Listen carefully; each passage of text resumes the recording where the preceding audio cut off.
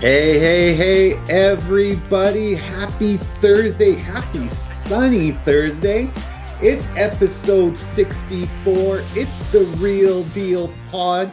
And it's myself, Allister Carrington, and my main man, Geoff Lee, back here with you guys. So excited to be here with you guys to share some exciting news and exciting information today and to be with you guys on this sunny day. My goodness, it's been a great week.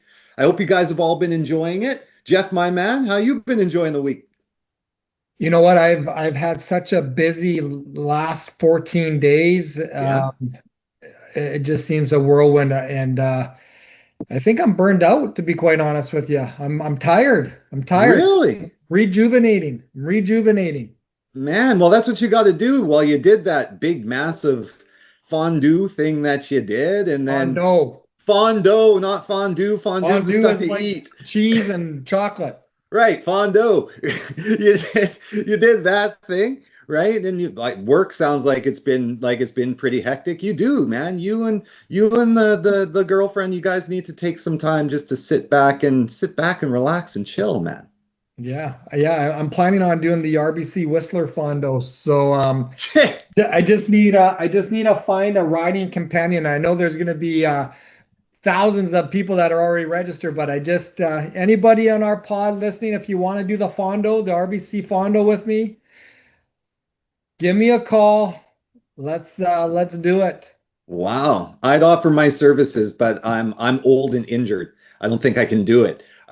So Hey, if you're old and injured, as far as injuries, biking is the best thing for your joints, Alistair. is it? Are you? Is it? See, Low I've impact. Low no, no, impact. no. I know it's low impact. Low impact. That's why I walk instead of run now. I used to run. Now the running's bad for my is super bad for my back now. But I also swim because swimming I've always felt was the I've always thought that was the best, not just the best cardio, but the best workout just for all of your muscles. Yeah. Because I know when I get out of the pool, I know I've used some muscles that I forgot that were even there. It's Right? crazy though, like to me, like when you speak to high level athletes, and again, you played university football, but Yeah. it's crazy on how high level athletes' bodies just get purely punished when as they get older, right? Yeah. Mhm. It's just like so I'm glad I was never a high level athlete, and my body is still knock on wood is still functioning well. So Well, that's the thing, eh? Because when we're younger, we always joke around, your body's malleable, right? It just bounces, right? We're not old yet. Nothing gets stiff and nothing breaks. So what happens to us that were athletes is that we put that malleableness, right? We put it to its test, yeah, right? Right? You work out till your body is physically breaking down. That's how much we work out, right? So it builds up bigger and stronger. yeah, But you're literally pushing yourself to body fail yeah. every single day. For us in football, right? Your season would start in summer camp would start in June. You're doing two-a-days, right? Two practices per day, one in the morning, one in the afternoon, Yeah. right? Then you're hitting the gym and you're doing all that. Then you have the season in starting in October that will run you all the way through into November, right? And if you think about it, it's high impact. You're running into each other and colliding at 60 miles an hour. That's actually the impact speed. Kilometers, not miles. No, it's miles. No, it's Really? miles. Yeah, it's Wow. miles, not kilometers. No, it's miles. Yeah. Well, when the No, this, inertia, yeah, the inertia. Yeah. No, no, it's not kilometers. It's miles. That's like you guys how. run 60 miles per hour? Wow. Yeah, no, no, no. We don't run that. No, no, we don't even run 60 clicks an hour. No, no, no. But yeah, the inertia that's hit is measured in miles per hour. It's 60 Wow. miles per hour. Yeah. Yeah. So that's what they've always said. A football player, when you're getting hit, it's like running into a brick wall. It's like hitting a brick wall at 60 miles per hour. So if you think about that, you're doing that to yourself for a good eight, like 7 months out of the 7 months out of the year, and you're pushing yourself to fail. That's why the body just, by the time we do hit 35, it's not looking as great as what it was when we were in our mid-teens and 20s. Yeah. Yeah. Yeah, man. Yeah, for me though, I'm not real. I got some showings this weekend again. So to the point of needing to kind of relax and recharge, it's been a busy last little bit. I've had a lot of showings and stuff like that. Closed out my client's condo. We've just sold it. So congratulations to them. So yeah, so same thing. Needed some time to just sit back and relax and just I like to sit in gratefulness. So that's one of the things, and sit in gratitude. So that's one of the things I'm excited to do this weekend is just take a little bit, take a step back and really just sit in some gratitude of, the sunshine and where we live and, just everything around us. So Yeah. that's what I'm doing this weekend. I'm quite excited. Nice. Yeah, man. So let's get into it and let's kick it off as always with podcasts hottest segment. It is 64 pods. 64, man, episode 64. And we're kicking it off again with podcast hottest segment. And that is Did You Know? Did you know? So, Geoff, this is an actual an interesting did you know? Because I didn't realize this actually. Canada's So basically, you didn't know. No, I didn't know. This is a did you know that I didn't know, right? So Canada's population boom has just hit a pause. And as we've all noted, Vancouver's real estate market is already feeling it. So Metro Vancouver developers are seeing pre-sale condo demand drop by over 50%. And of course, they're reacting like someone just unplugged the espresso machine. Quiet panic, but with spreadsheets. It's not just the real estate cycle, though. It's actually policy catching up to pressure.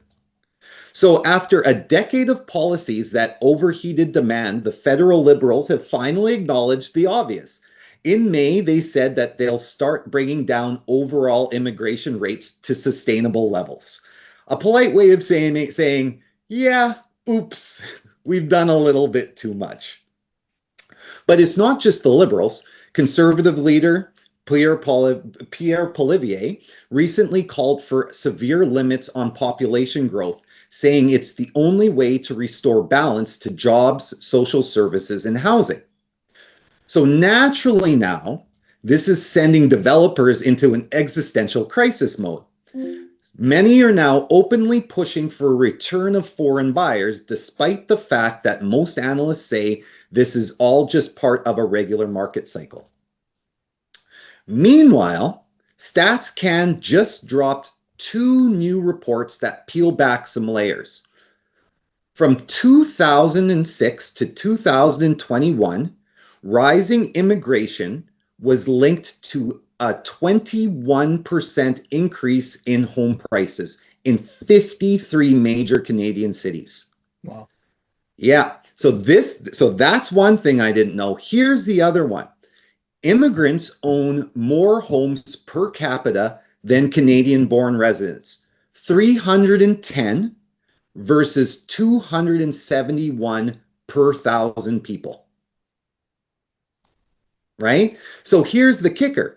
The data only counts permanent residents, not the tidal wave of temporary residents, students, or work permit holders that also competed for housing. So this has now become more than a blip. It's actual structural tension that's showing up in the prices, demand, and political platforms. So what do you think about that? That's a pretty interesting fact that I did not know in terms of where the housing increase took place. So that's actually a significant factor, 06 to 21, driving a 21% increase due to immigration. 2006 to 2021. Yeah. Yeah. So if you note, those numbers are, of course, just before the pandemic, because you have to erase that because we all know that the pandemic artificially increased prices as well, right? So the only way you can really look at normal numbers is unfortunately, you have to go before that now, right? So that's a 21% increase due to immigration in pricing. That's crazy. That's not including pre-COVID, or that is including pre-COVID? That's not including. Yeah. So 2006 to 2021, That 21% increase in home prices was attributed to immigration, not COVID. Yeah, immigration. And then to know that per capita, because per capita is always done per 1,000 people, right? 310 immigrants own homes versus 271 Canadian born people. Wow. That's some wild numbers. And so it's interesting, though, that developers now, though, are saying because they're trying to reduce that number back and trying to get Canadians back into owning, right? It's interesting now that developers are saying, no, we need foreign buyers back into the market. So when you're saying immigrants, Alistair, are we talking Canadian immigrants or are we talking foreign buyers or a combination of the both? Well, no. So what they're talking about was permanent immigrants, Okay. people that had their permanent residency was in this report. But what they didn't take into account in this report was the people on work visas, was temporary residents, and student visas, right? So those numbers would have even increased. Would have even increased. Yeah, yeah, yeah. So this is just based on permanent residency. So that's astounding. Well, and then you take a look at what's been mandated with, and I know this, we're not talking about the foreign buyers ban, but even limitation of immigration, right? Yeah. Yeah. So when you actually say that, and when you really think about where our housing market is and where our immigration is and its policies, I think it's just another ingredient to that, or another piece to that puzzle as far as when people are asking why. Right. As to why, what's creating this tension, right? There is, like we said, it's not really a blip in the market. This is we're dealing with structural tensions, right? Just literally based on governmental policies that were put in place about a decade ago, like decades ago, that are now really bubbling to the surface, right? And now people are just starting to realize, but never had an understanding of them before. Yeah. Right. That's a good it's pretty wild. So it's going to be interesting to see, like they've said, there's already been a commitment from Carney's office, from the Liberal government to reduce immigration levels, right? The Conservatives are wanting them to reduce them even more than what they've even committed to. Right. So it's going to be interesting to see where the private sector factors in when it comes into real estate, when they're saying if we're not letting people come in and this is all going to, the purchasing is all going to come from our people, that has already shown to hamper developers. Yeah, right. But we already see it now. Yeah. Right. So it's going to be an interesting again. Next 4 years, right? This is going to be an interesting thing. And this is where I go. It's always like policy and procedure is always a good thing when it's thought out. And again, let's be honest. A lot of this policy is thought out in the war rooms. It's not like, they just get it from. They'll just pick it out of the air. Hey, let's do this. So there is a lot of thought and there is a lot of process that goes into it. And there's a lot of intelligent people that are agreeing to what is being put forth, right? Yeah. But it's amazing to see, like, when there's studies that show after a certain amount of years or from that policy as far as the impact that it has.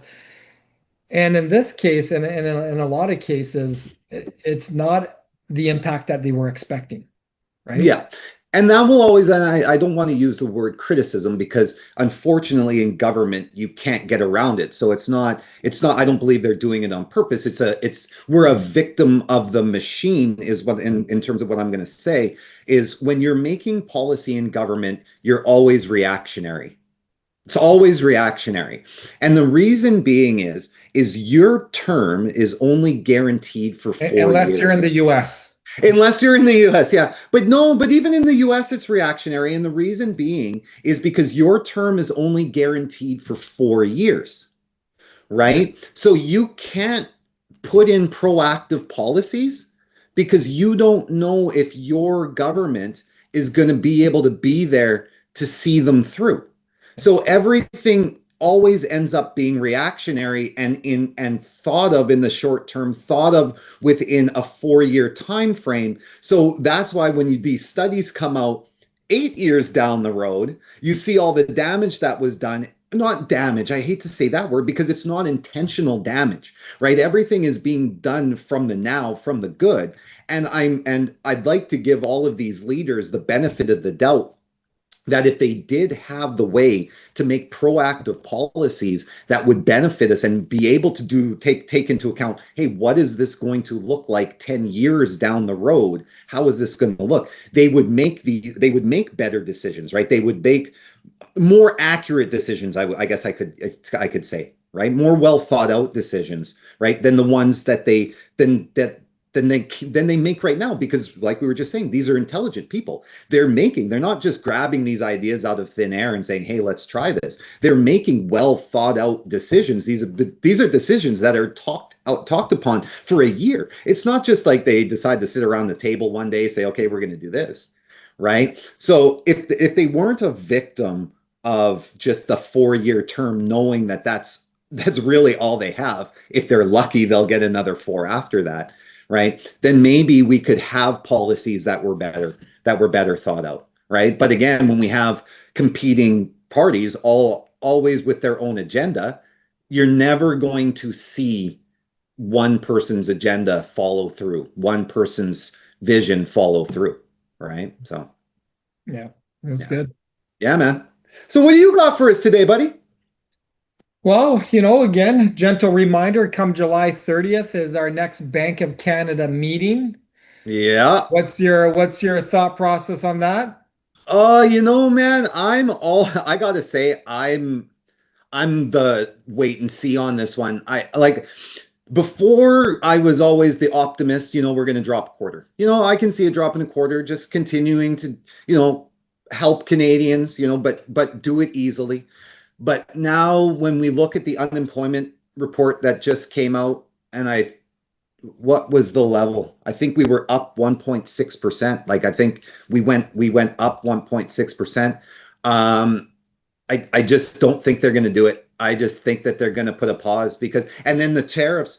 So one of the things I was going to actually do for Did You Know, it was a tariff talk actually about how the tariffs are impacting the Vancouver, or ourselves in British Columbia and Washington, right? On how the copper tariffs are significantly hurting our two places the most out of anybody in Canada and in the United States.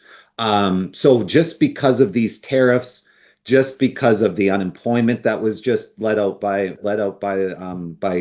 our reporting, I honestly think it's going to stay the same. I don't think they're going to drop it, but I'm going to be the wait and see.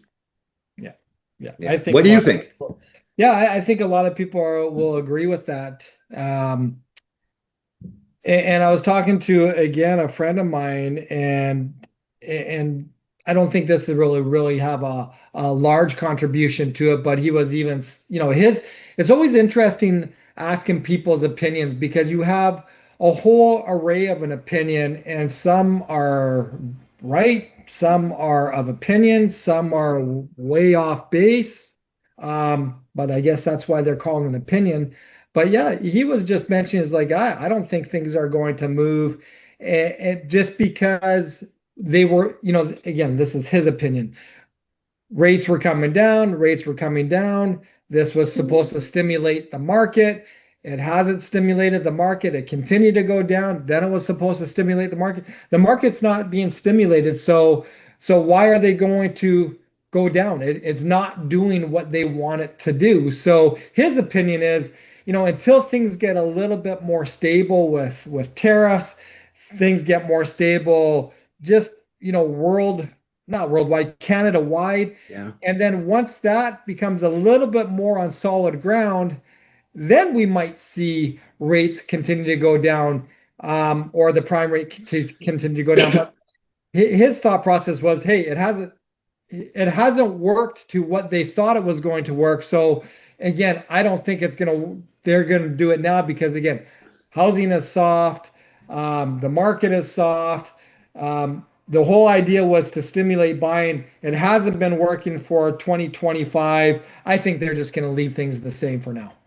Right. So it's almost like you when we talk to sellers about chasing the market down, right? Like why are like the rate the feds are chasing the rate down, right? Trying to stimulate, trying to get the market moving, right? By chasing the rate down. Yeah. Right. So I never thought of that from your friend's perspective. That's a good point of if it's not doing its intended purpose, why are we just going to continually arbitrarily decreasing a rate?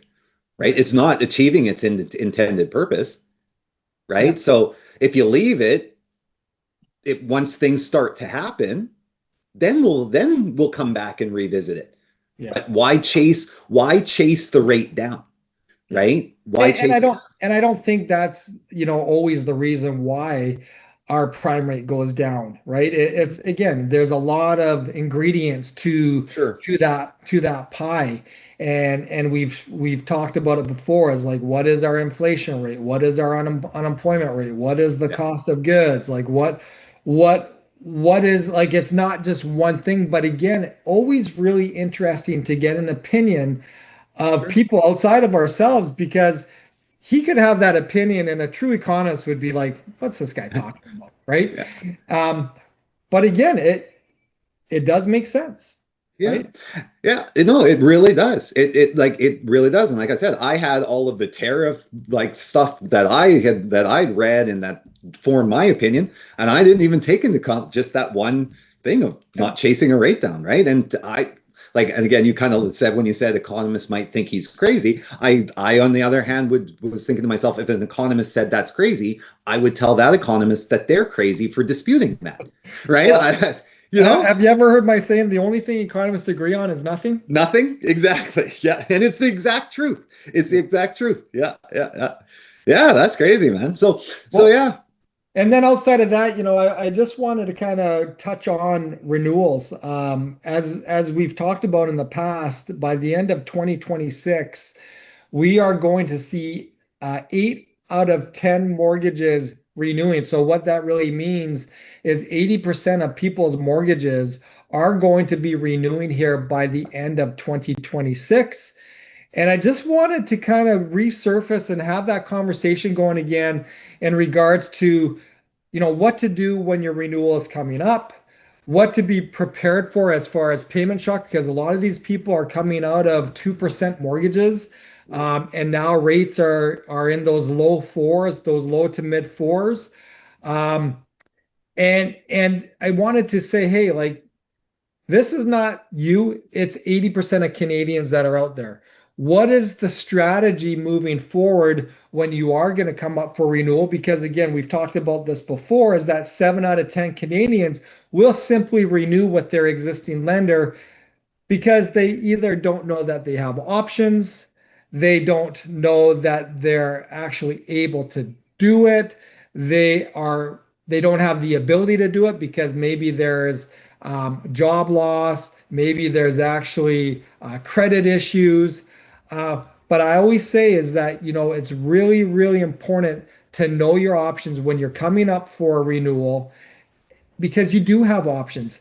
7 out of 10 Canadians, 7 out of 10 people there are simply going to renew with their lender because they don't know better. And I jokingly say 6 out of 10 of those people that are renewing, 6 out of those 7 that are renewing with their lender are not getting the best rate, right? Or they're not going through a really good analysis as far as where your debts are and how can we possibly restructure this consumer debt.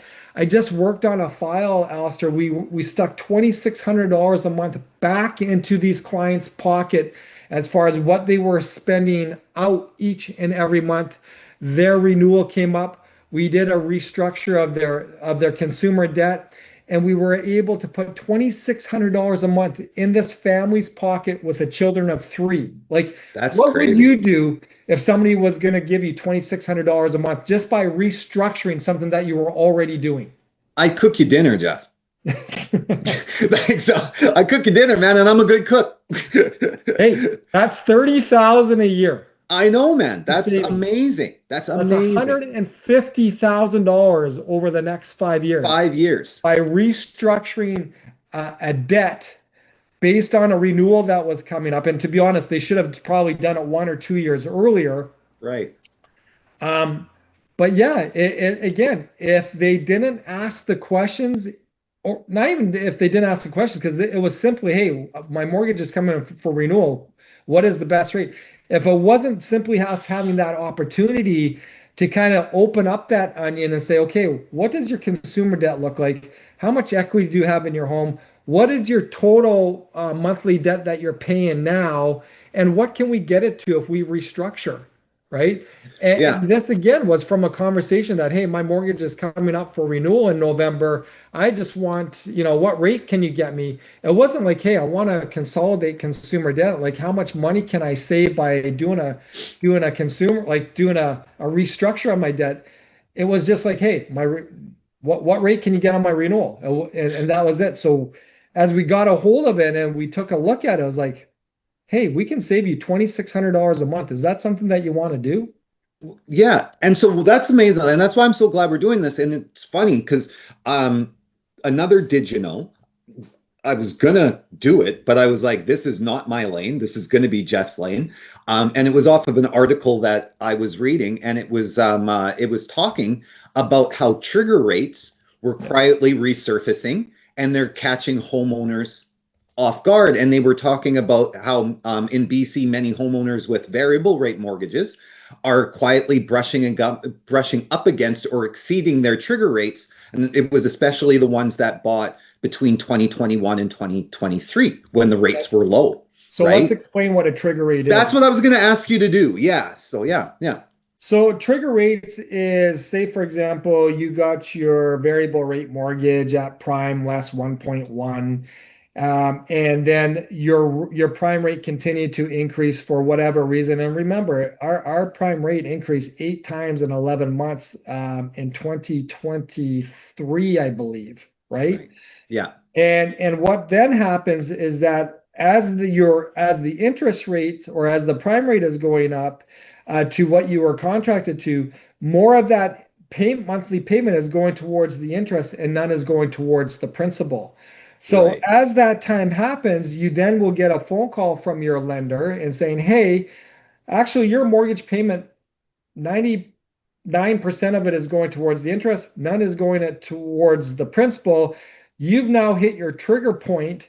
Now we have to readjust your mortgage payment in order to kind of get everything back in line. So lenders like TD, they have a static variable rate mortgage payment. And what that simply means is that if you got your variable rate at 3% and now that variable rate is at 5%, your monthly payment is still based on that 3%, but it's just reallocated to what's going towards the principal, to what's going towards the interest.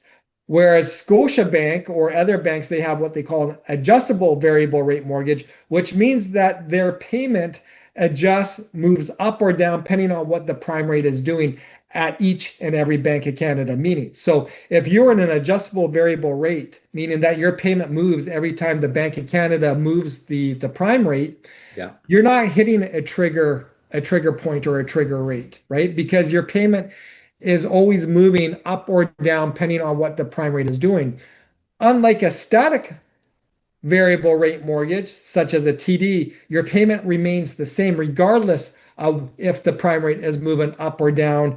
And again, when we're talking about trigger rates and trigger points, trigger rate, it's because that payment isn't moving, more of that payment, or at some point that payment is going towards all of interest, nothing towards the principal. And now you're getting a phone call to say, hey, we need either a lump sum payment or this is what your payments are going to be, but we need to bring things back in line. And I think this comes to your read is that we're starting to see that again.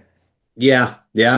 So yeah, and I just like that it's all kind of fitting together, because this is again, to your point, we're at that point, and you're busy all the time, renewing all these things. So go on. I didn't want to interrupt, but go on. Well, no, that's an awesome question. But again, what I was going back to and just kind of sum it up is that, if you have a mortgage, there's a strong likelihood that your mortgage is coming up for renewal here by 2026. Yeah. If you have a mortgage, there's a strong likelihood that you're simply going to renew it with your existing lender because you don't know any different. Right. And if that's you, there's a strong likelihood that you are not going to get the sharpest rate. And the reality of it is your rate is probably going to be double to what you're actually paying now, right? So there's going to be that payment shock, depending on what your mortgage size is, right? Right. So if you have a mortgage in Vancouver, you have a mortgage in Victoria, you have a mortgage in Toronto, you have a mortgage in these types of areas, you're going to get a payment shock. And if you're not properly prepared for that and what that's going to look like, and or your consumer debt is way out of line, this could be a tough time for you. Now, the reality of it is, Alistair, one thing that us Canadians do, even though Pay our it's mortgage. going to be a huge payment shock, they're going to pay their mortgage, right? Yeah. That's one Yeah. thing that Canadians do is that they Yeah. will pay their mortgage. But I just thought it was a good opportunity to say, hey, I think a lot of our listeners, if you're here in Canada, your mortgage is coming up for renewal. Make sure that you shop that mortgage around. Make sure that you are getting the sharpest rate. Make sure that if you have any consumer debt and if there's equity in the home, that you do a debt restructure, because in doing so, even though that your mortgage payment might be higher and your rate is higher, if you can overall do a debt restructure on your consumer debt, you actually might be coming out ahead versus behind after we do everything properly. Yeah. No, remind me, wasn't there a rule, and I thought we spoke about it like on previous pod back, new rules to the lend or to lenders in terms of transparency, in terms of what the lowest rate should be, like that, so that your current guy, should be giving you the lowest rate rather than you having to sit there and go, what is my lowest rate? Wasn't there some rules that kind of went into some sort of effect? The reality of it is, Alistair, is mortgages, banks, credit unions, they're in the game of doing business. If you Yeah. take a look at quarterly profit earnings of banks and credit unions and really any financial lender, they're in hundreds of millions of dollars, right? Yeah. Yeah. And the reality of it is, it is a business. So sure, there may be guidelines and rules and regulations that have been implemented. The reality of it is we get calls every day on mortgage renewals, and every time, or I'm not going to say every time, but a large amount of time, we're always getting better rates than what the existing lender is giving them, because existing lenders, I'm not going to say prey is a wrong word, but existing lenders understand that the majority of their mortgages are going to be renewed with the rates that are going to be offered. They're not going to ask questions, right? But I also find that Canadians are getting smarter, right? And I think because of pods like ours and blogs that are written and other pods and chat GPT and everything else that's found, we as Canadians are getting smarter to say, hey, I actually do have an option here. Hey, I don't have to go with this lender, if my existing lender, if I don't want to.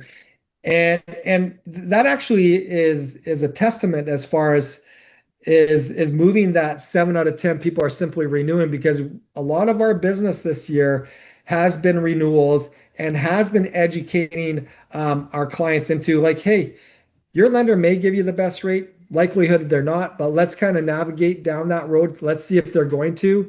And I'm going to say 8 out of 10 times we're always able to do better. And it's not because their existing lender is unable to. So back to your comment about regulation and guidelines and transparency, it's not that they're unable to, is that they're just not doing it until they know that they're going to lose it. And then all of a sudden they're going to come to the table and say, hey, Alistair, you've been with us for 10 years or 5 years or 15 years or 20 years or whatever. In fact, the longer you are, the more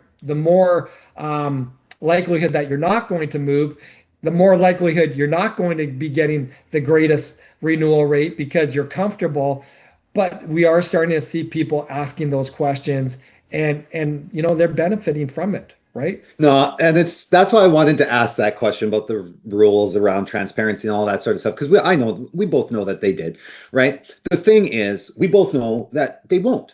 And the reason is it's capitalism, right? They have to make money. They have to stay in business. They have to go with the majority. This statistically, like we just said, the majority of people will just renew, right, at whatever rate that's given to them. They're not doing anything wrong. That's just behaviorally, they're just following people's behaviors. You put this in front of them, people will take it. It's the same thing as I say when you're with Rogers or Telus, right? When you sign up with your Rogers, or before that was Shaw, when you sign up with them initially, they give you this amazing deal. And then they literally tell you that that deal is going to go away after the end of the contract, and you are now going to pay full price. Yeah. That's all. But they know because you're comfortable, you're just going to stay and continue to pay it rather than shop your wares to the other party to get that cheap deal and then go back, right? So go ahead. I also think that, there's a trust factor in there. That people are having a tough time trusting that. Are you sure that there's something that doesn't seem quite right? Like for me, it's all about convenience. Like the reason why I don't move a lot of times is because it's convenience. Like, oh, you mean I gotta give you a job letter, I gotta give you a pay stub. Like, I don't want to do that. I gotta re-qualify. I don't got time for that. But it's just like, hey, like if you don't got time to save yourselves thousands and thousands of dollars per year, that's on you, right? Exactly. That's exactly it. And that's why I just, like I was going to say, people that say, oh, they won't, or no, they're going to give me the best rate because they have to follow the rules. I don't like when people fall into that. So that's why I always want to make sure that we state, yes, there's rules to be followed. And yes, these entities should be following these rules. Are they following these rules? 90% of the time, no. So that's why I always want people to make sure that they don't rely on the fact that these companies have guidelines that they're supposed to follow, so that they know, so that now they feel that they're being treated fairly and appropriately. That's not the case, right? So that's the importance of the power team, as we always come back to saying, is a true power team is going to tell you, make sure you're asking those questions, right? Yeah. Don't be lazy, right? If it's crazy to me to say, hey, we can save you $30,000 a year, $150,000 a year over the course of 5 years, and then to say, I'm comfortable. I don't want to give a pay stub. I don't want to do this. Yeah. Like, that's crazy. And even if it's $500 a month. I was going to say, I use the extreme. $6,000 a year, right? And $30,000 over a course of 5 years. 5 years. Right? Like that's $6,000 a year. Well, that's exactly it. Think about what you could invest that in to grow, right? What you could have taken that $30,000 over the course of 5 years, if you would have put that in investment to allow it to grow for you, what that was going to grow for you. It's crazy. A lot of times people will say, well, I can't qualify because of the stress test. It's really important, folks, to understand that if your mortgage is coming up for a renewal, right, and you are not, and here's the time where you're not trying to access the equity, you're just renewing, all the terms and conditions are remaining the same. We can take that to another lender. Yes, you do have to requalify, you do have to do all that fun stuff, but you don't have to stress test, right? Depending on where that mortgage is coming from, actually. So remember, when the stress test came into effect, that affected people's purchase power by 25%, right? At the time, it took a lot of people out of the market. But when we're doing it, what we call a transfer or a switch or a renewal, which simply means you're moving your current mortgage under the same terms and conditions as they currently are, and you're just moving up from one lender to the next, you still need to requalify when you do that, but you don't have to stress test it when you do that. So that's one of the new rules that the Bank of Canada has introduced to try to give Canadians more options at the time of renewal. Yeah, and I thought that was a huge one. I remember when we talked that, I thought that was a big deal. Yeah, Yeah. absolutely. So Yeah. here's the thing that I want people to remember. And I've said this probably 6 times now. Your mortgage, if you have one, is likely coming up for renewal. Yeah. If that is, make sure you start your renewal process as far as shopping for the sharpest rates 4 to 6 months before your renewal happens. Lenders will come back to you. Your existing lender will come back to you and say, hey, Allister, your mortgage is coming up for renewal here in 5 months. But if you renew early at this rate, now you're not going to have a penalty in doing so. Again, guys, you're not going to have a penalty when you renew your mortgage with a new lender either, because it renews on the same day, or that new mortgage will complete on the same day that your old mortgage renews. There is no penalty in there. But again, it's a sales tactic, it's a fear tactic that basically banks, every bank does it, every lender does it, to say, hey, if you renew now, Allister, and if you renew at this rate now, Allister, you're not going to have a penalty. You'll avoid penalties. Yeah. The other thing too, folks, is if you have the ability to do lump sum payments, make sure you do that as you can. Now, again, some lenders you can do prepayment or lump sum payments throughout the calendar year, providing it's $100 or more. Some other lenders, you have to do it on the anniversary date. So again, if you have the ability to pay down your mortgage, make sure that you do that before the renewal. If you have the ability and you're thinking about, or not if you have the ability, but if you have a large amount of consumer debt, or not even a large amount, if you have any consumer debt that you're paying over, say, 5%, that is a good conversation to have it restructured into a refinance. Worked on this file, same file with these folks that we saved them $2,600. Oh, I don't want to touch my truck payment of $1,200 a month. Because it's a 0% interest loan. Okay, well, it's a 0% interest loan, but you know, if we restructured this debt into your mortgage, that $1,200 payment, you know, and how we amortize it is only going to be, and I'm just, you know, shooting numbers off, is going to be $300, right? Yeah. And then they're going to say, well, I don't want to have a long amortization. Well, that's fair, but remember, we're saving you $2,600 a month that you're used to spending. So why don't you take that $2,600 a month and now put it towards your mortgage? Now you're reducing the amortization, but you're controlling that, right? Don't sign, if again, folks, if your mortgage is coming up for renewal, shop around.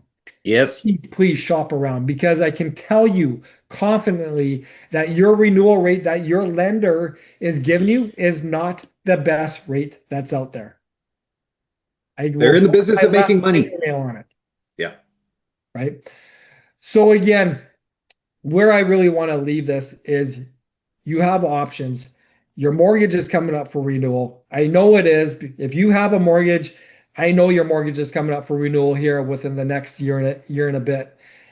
If that's you or anybody that's in your network, friends, families, colleagues, the number one thing is have them shop it around, because I can guarantee you that your lender, your current lender, at least their first renewal rate that they're going to give you is not their best. And as soon as you start working with another lending partner or a mortgage broker, and they really start to guide you and navigate how to do a mortgage renewal properly, and we do this all the time, it's amazing on what their first renewal rate is when it comes to their second or third offering, when they know you're shopping that mortgage around. Yeah. And that's where awesome. I want to leave it. That's awesome, man. Man, that was jam-packed today. That was a lot. That was a lot. That was good, though. No, that was good. Well, no, I mean, like, again, mortgages are coming up. Like the market's where the market's at, right? It's an interesting time right now. I'm going to actually jump in there, and yeah. anybody out there that's shopping for a condo, Well, I'm telling it's you, right crazy. now is a great time for you to buy, right? Yes. Do Mhm. not wait for rates to adjust. Do not wait for the Bank of Canada to tell you that, the market is doing whatever is. I'm telling you right now, full disclosure, I'm dating a realtor. I listen to Shop Talk pretty much all the time. Yeah. I talk to Allister all the time. I talk to developers all the time. I talk to other realtors all the time. There are some smoking deals on condos out there. Well, that's what I was gonna say. For buyers, it's leverage season. I think again, we've lost sight, I think, of what a buyer's market is because I think of what the seller's market looked like in COVID, right? So I think everybody's expecting that same sort of swing, let's say in this market right now for buyers. It's not from a percentage standpoint. No, it's not 45% changes in pricing. Absolutely not. But the savings are ridiculous. It is unreal the amount of leverage that buyers have right now. It's stupid, right? I I would argue it's almost too much in all honesty. And that's where my words to sellers come in. It is time for sellers to retire. We're just going to wait for the market to rebound. We're just going to sit and hold on to it, or we're just going to rent it out, and then when the market comes back, then I'm going to sell it.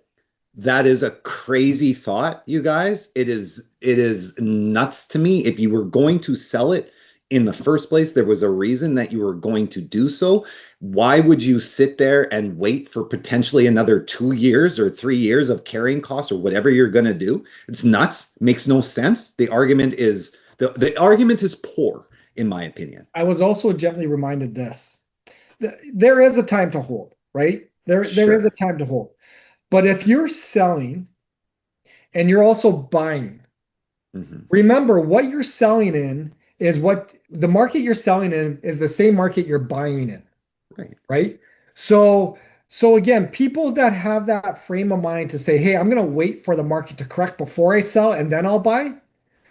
If you take a look at the dollar cost averaging on that, it's going to be the same, 100%. Yeah, right? 100%. So I was gently reminded on that with another conversation I had in it, and I was like, yeah, like you know what? We forget to send that messaging a lot as well.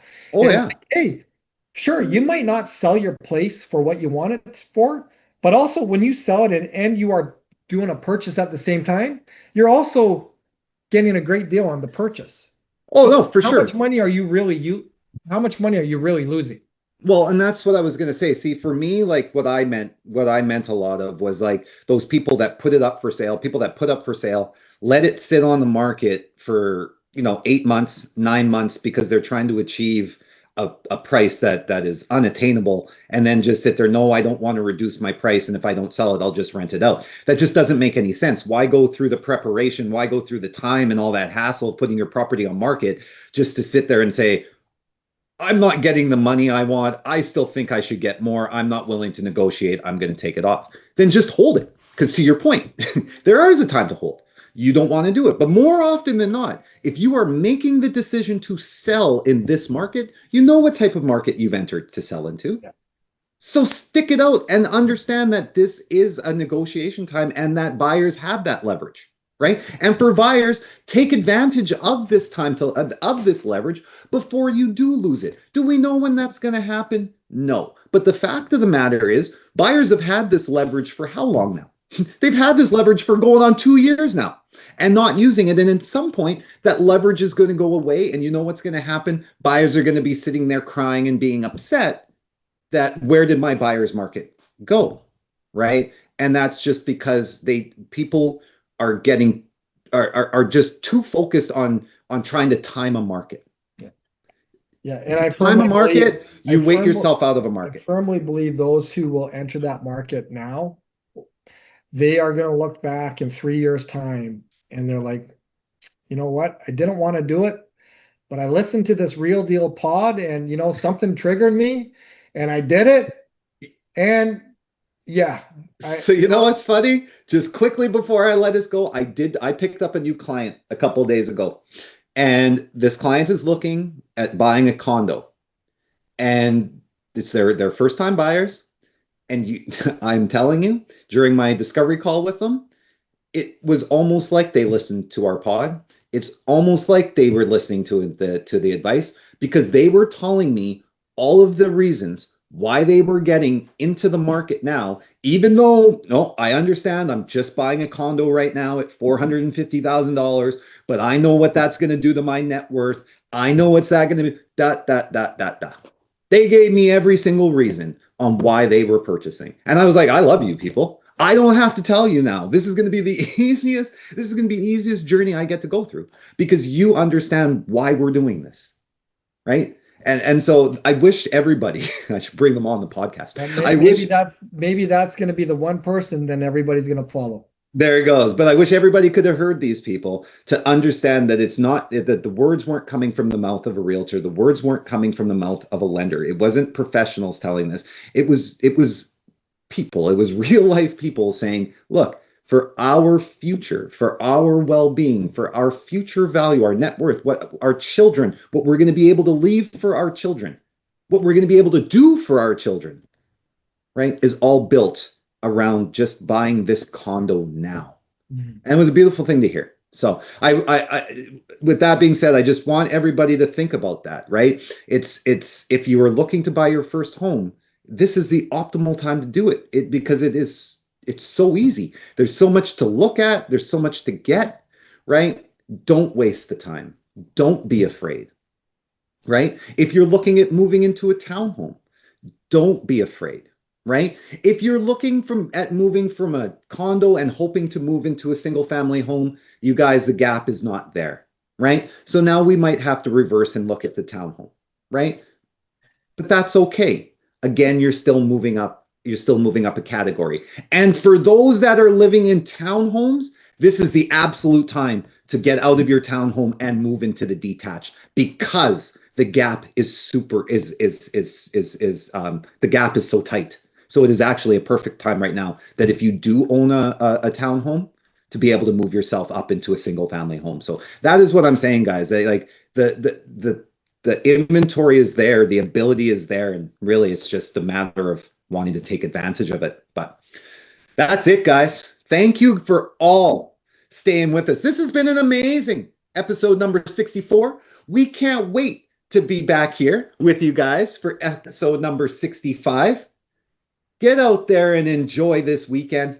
Oh my God, it's sunny. Tomorrow, guys, is going to be a cold day. It's going to be plus 19, but hot for the rest. I think on Sunday, it's supposed to hit 28 or 29. So everybody stay hydrated if it does hit that heat. But get out there, enjoy the weekend. Take time, guys, to love our amazing province of British Columbia. I've been spending a lot of time going out for walks and not looking down, not looking straight ahead, but intentionally looking up. And just really looking at the beauty that it is that we live in. And I'll tell you, when you spend some time doing that, the rest of your day is just so bright and so great. So make sure you guys take some time to get out there and enjoy our beautiful province, and just enjoy the fact that we live in Canada, because we live in one hell of an amazing country, you guys. I'm not going to speak about what's going on down south. They're having a rough time. So, and the only reason I say that is I've got family down there, and I talk to them a lot. And I really, Alistair, you're not ending that. You're being. I feel for them, but enjoy. I'm mentioning a good thing. Enjoy this beautiful province that we've got in Canada. It is amazing. So continue to love us, continue to like us, continue to share us, but most importantly, stay empowered, stay informed, and Geoff, stay tuned. That's right, baby. Stay tuned. Enjoy your weekend. Peace out.